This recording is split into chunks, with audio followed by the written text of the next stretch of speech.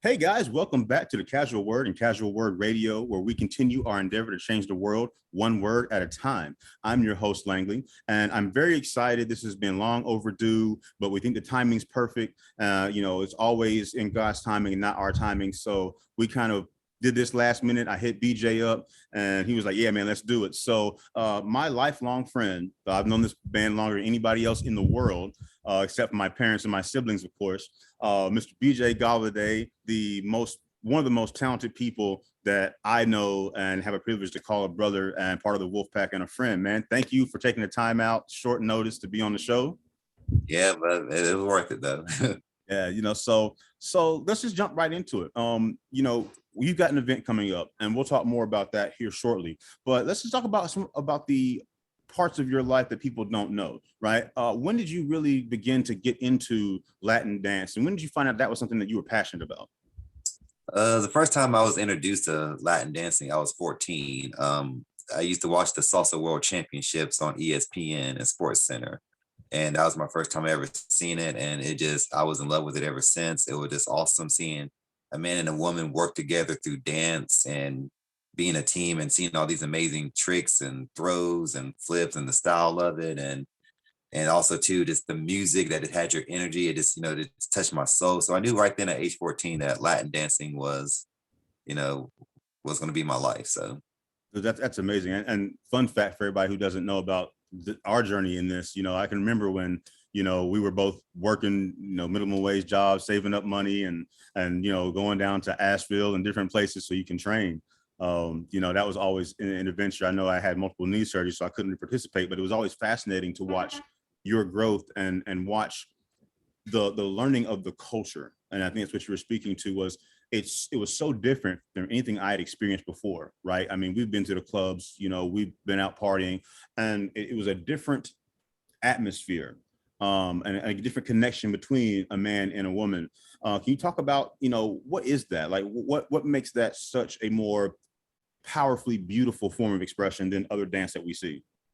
because like usually when you try to go to clubs, like a regular club where there's hip hop, it is nobody there. There's one person that's pretty much dancing for themselves. And one thing I love about Latin dancing is that it can't, the story of the dance can't really be expressed until both the man and the woman know their parts. So that's one thing I love about that. The woman has to know her job, what to do, and the man, has to be a leader and lead the woman. And that's one thing I love about it. It's just a beautiful art form of expression when two people know their parts. So do you think that it's more about the dance is more about a mutual respect for the person's position, one to another, and less Yes. about romance? Oh yeah, definitely. I mean, because that's one thing I love about salsa dancing. Just any form of Latin dance. That when you hear a song, and whatever the song's saying, you're telling that story, with it. Especially if the song's about love or hurt, that you just put that expression, with that, and so it's beautiful when you get to tell that story with someone. So, how do you tell your story with Latin dance? I know you've been teaching. Again, we'll get to your event here in a bit, but it's always fascinating because I was fascinated at how do you step in and begin to weave a story between another person. Just knowing that, it's like, for example, like when you dance with someone and when you hear that music starts, you just have to, once that music connects, I tell everybody dance and music is a language of its own. It's a way of talking. Like it's easy to talk with your mouth, but Mhm. when you know how to talk with your body and let the music, lead you, just, I tell people when you hear a song, let the music take over you. And once you learn how to do that, through music and dance, that it just, everything else pretty much comes into place, comes easy when you just learn to just feel the music So how do and you do how that. do you translate? I know you've been teaching. This is your 10-year anniversary, but like you said, at age 14, you fell in love. So I mean, we've been part of this for 20 some years now.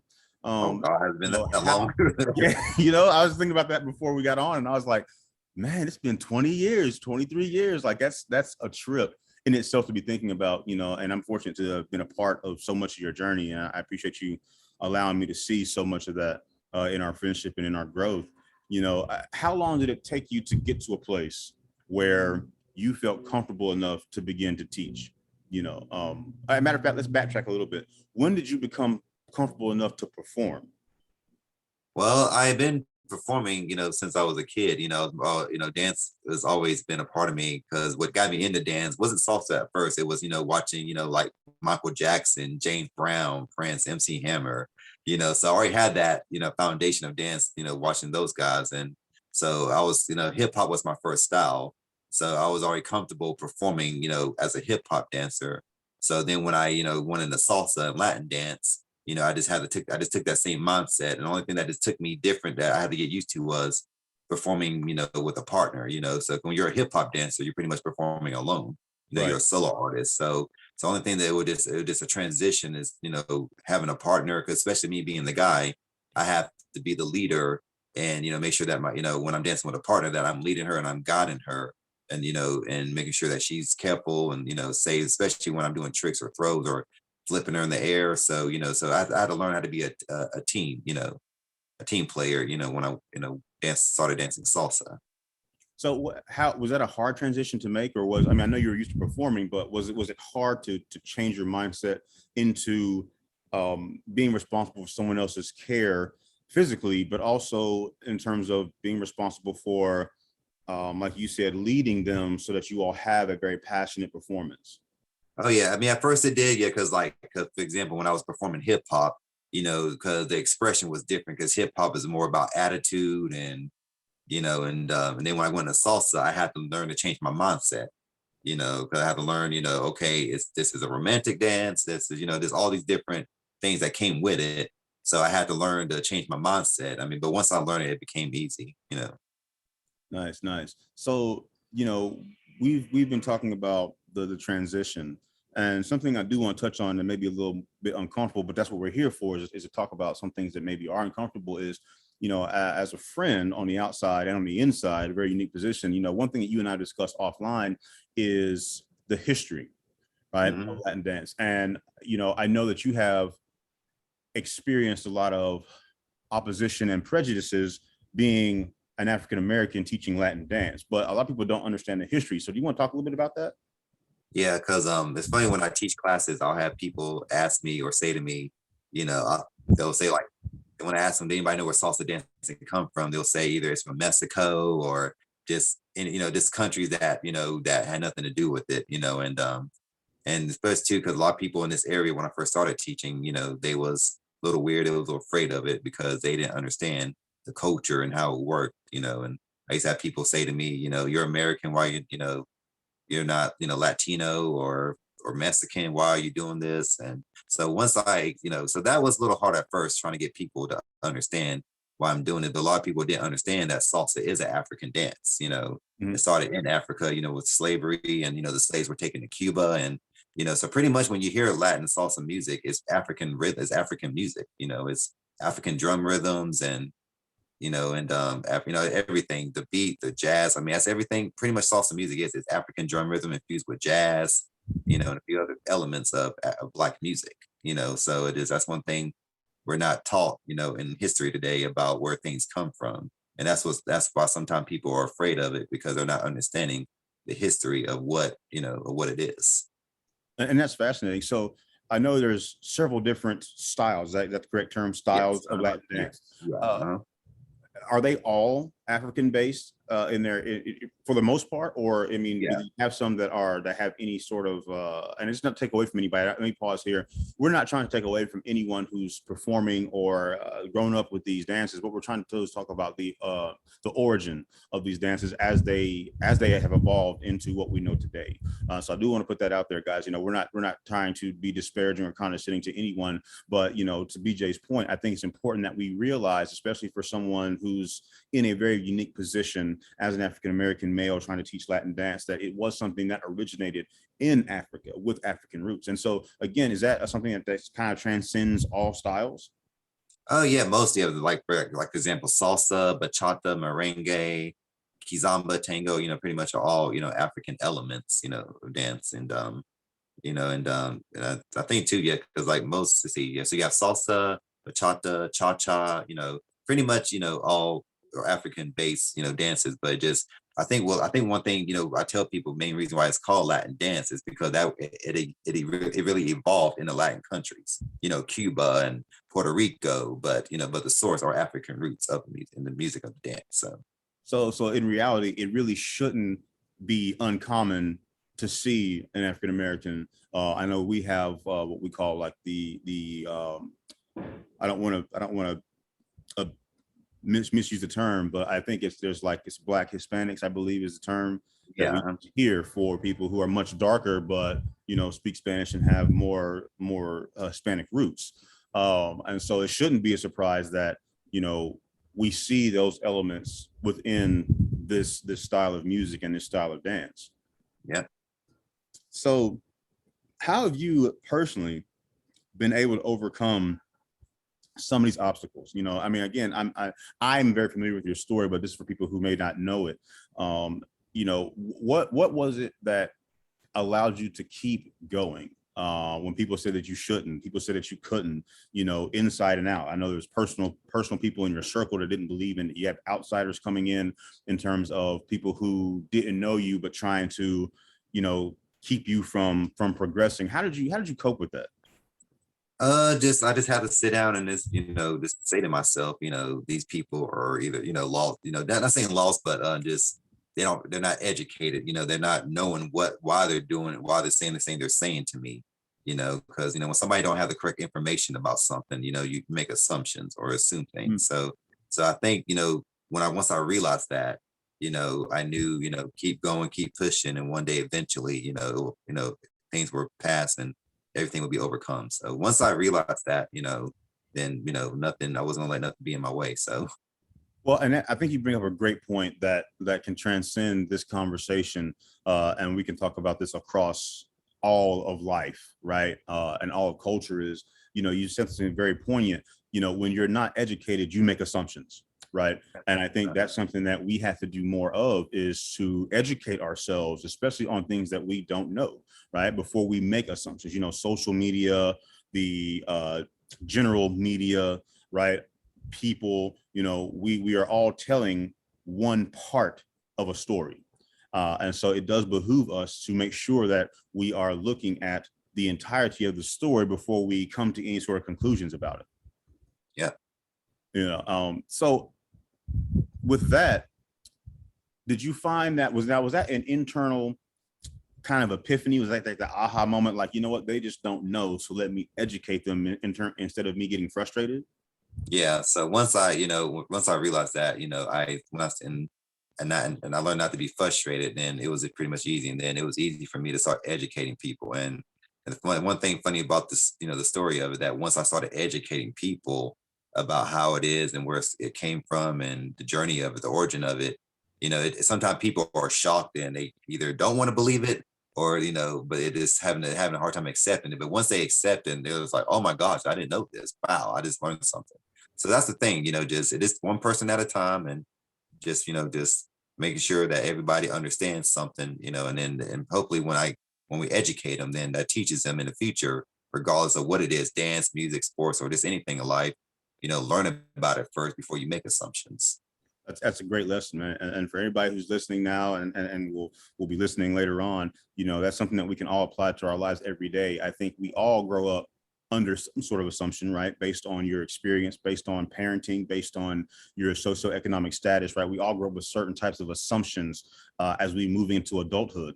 And we definitely need to be taking a step back and not just perpetuating the same assumptions, but really taking a step and learning, okay, why do I feel this way? What makes this uncomfortable for me? Not only learning more about yourself, but learning more about the situation, the person, the culture, the information that you're getting. Make sure you're trying to learn as much as you can and assimilate as much as you can, and then make a decision about what direction you want to go in. A lot of us do these knee-jerk reactions like, oh man, salsa, I ain't doing that. And for me, people are always like, man, you don't dance. And it's not, I don't dance because I'm not interested. That, my knees are like, nah, fam, you can't, you can step sideways and you can go forward. That's why I like bachata. But, all the other stuff, yeah, you're going to mess around and you and your partner both going to be on the floor. So, um, but it's a beautiful thing to watch, guys, and that segues us perfectly into, you have a very important, a very monumental and historical event coming up at the end of this month, October, your 10-year anniversary, right? And you've been teaching Yeah. for 10 years. Yeah. Like kind of hard. I'm saying that. It's like, is it really been that long? It's been a long Yeah, time. October. Yeah, it's October. Yeah, this makes 10 years now that I've been, an instructor. So That's amazing, man. So hats off to you for your consistency, for continuing to show up in face of adversity. That speaks a lot to your character and your willingness to continue to give back to the community in a very special way. yeah. So let's talk about the event. What do you have lined up for us at your 10-year salsa extravaganza? Well, I'm bringing in a lot of performers for this event, because since it's my 10th year celebrating, I wanted to do a big event for the community because, Tri-Cities are pretty much where I started, teaching. So I wanted to bring an awesome event down here because we've been going through so much with pandemic and all this other stuff. And so yeah, I'm putting on a big event here. This is going to be a blacktop formal event. So when y'all get to dress up, ladies and gentlemen, y'all get to dress up and look good. And so I'm bringing in some great performers from New York, Argentina, Atlanta, San Antonio, and pretty much it's all over. And we're going to have performers in salsa, bachata, ballroom, Argentine, tango, hip hop, a little bit of everything. And I'm bringing in a couple world champions. I'm bringing in from New York City a world champion in salsa and bachata, Faso Felix. He's one of the best out there, and he was also a star in that movie that just came out a couple months ago, In the Heights. Okay. He was one of the star dancers in that movie, and so if you haven't seen that movie, you should go check it out. It's a great musical. So he'll be coming down, and we got another salsa superstar. He's been all over the world. Troy Anthony. He'll be bringing his partner Brittany Vega. They're amazing. He's been all over the world teaching and performing. We got a Pasofino Latin dance company from Atlanta coming down to teach and perform as well. We got this amazing couple from Argentina, um, Roxana and Caesar, and they are amazing at Argentine tango. They're actually on a tango tour right now, and they'll be stopping by my, Kingsport to come and perform and teach it, and we got hip hop dancer Casper, from Kingsport. I'll be performing as well, and so I mean, we got an amazing lineup. Then we have an amazing band, a Latin band from Charlotte, Orchestra 704, that will be coming down and performing. They'll be playing, music. We'll get the dance, and so we have an amazing lineup of talent coming down here to, So, and what's the date and time for that and location? October 23rd, the Meadow Convention Center in Kingsport. The event is 8 to 1 a.m. Doors open at 7. Tickets are on sale now. They're $60 now. You can, get them on Eventbrite, or you can message me on Facebook if you want to. I have the tickets on me as well. You can message me at Facebook, BJ Goliday, or email me at goliday12@yahoo.com. That's Goliday 12 at Yahoo, or you can purchase your ticket or Eventbrite. And then also too, and then if you decide to purchase at the door, there'll be $75 at the door. Okay, so you guys, you heard it. It's October 23rd, Meadow Convention Center. I will put all that information. Actually, what I may do is try and see if I can put the flyer in the description. But if not, guys, this will be up on all the social media. The flyer's already up. He's got a salsa page. We've got an event page. So you guys can look up the salsa event on Facebook, on Eventbrite. You can get your tickets. Again, like he said, you can message him to get those. It's sure to be something to experience.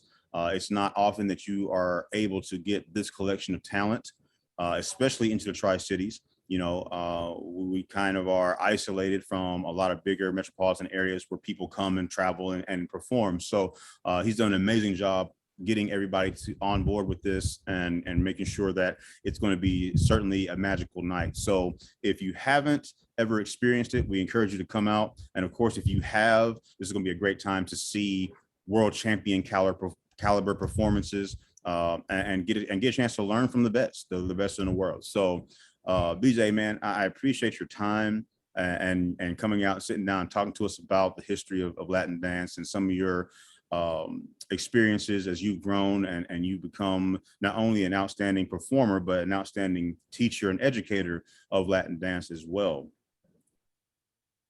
Yeah, well, I appreciate it, man. It's been a long journey, but glad you've been with me the whole way. So It's going to be fun, man. So guys, check it out.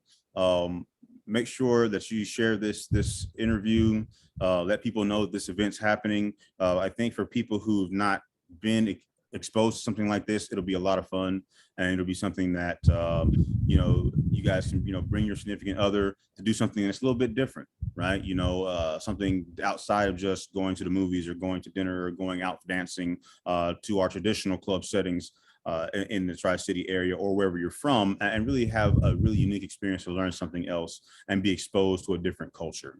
So guys, as always, we want to thank BJ again for being here and for taking the time out. Like we said, we did this at the very last minute. I just hit him up and was like, hey man, you want to do this? And he was like, yeah, give me 10 minutes. So I appreciate your willingness to come onto the show. And, we'll definitely bring you back, talk more about your future endeavors as we get closer to time for this event. Guys, again, like, share, subscribe. Don't forget, you can donate to the podcast. This gives me opportunity to get more equipment to be able to travel, to interview people in person and some other things. Guys, go to anchor.com or anchor.fm rather, and look up Casual Word Radio, and you'll have an option to donate to the cause. It's got 3 different levels, I think, $1, $5 or $7, and like $10 a month. So, we spend that on candy and video games or whatever, so guys, we're just encouraging you to support what we're doing here so that we can continue to support other people and encourage other people to go out and follow their dreams and pursue their passions. Don't forget that 60 Days of Casual Word is available on Amazon, as well as 40 Days and Nights Journey Through the Wilderness. Be on the lookout for that. We're getting ready to launch the pre-order sale here very soon. Got some very, very special bundle packages for everybody to celebrate a monumental completion of a book that I think is really going to help change lives. It changed my life just going back through the experiences and talking about them in the book. So I think you guys will be very, very pleased, and hopefully you'll want to share this and other books to other people. So as always, guys, let's change the way that we think. So we change the way that we live. Until next time, stay blessed. BJ, something else? yeah, I would like to say, can I say thank you to all our sponsors real quick who helped me put this event together? Yeah, so I want to say thank you to all our sponsors who helped me. Stephen Grindstaff with Grindstaff Kia, Omira with the Next Home Realty, Kelly with the EXP Realty, Farmers Insurance with William Barty. I also want to say thank you to Jason with Jay Franks, Misty Mountain. See, who else am I forgetting? So I got to, but see, who else am I missing here? So I said Farmers Insurance. Let's see, La Coretta, and let's see who else. This last minute, I just wanted to say, but I just want to say thank you to everybody who helped me put this event together. Oh yeah, Bristol Health Food Store. So, but I just want to say thank you to everybody who helped me put this event together. It was a long journey, but you guys helped me get it through, and so I just want to say thank you. If I forgot anybody, I'll mention your next one. But I just want to say thank you for everybody who helped me put this event together. So, all right, guys. So thank you again to the sponsors, and we look forward to having everybody out to support the event once we get closer to that time. So guys, take care, stay blessed, and keep on pushing.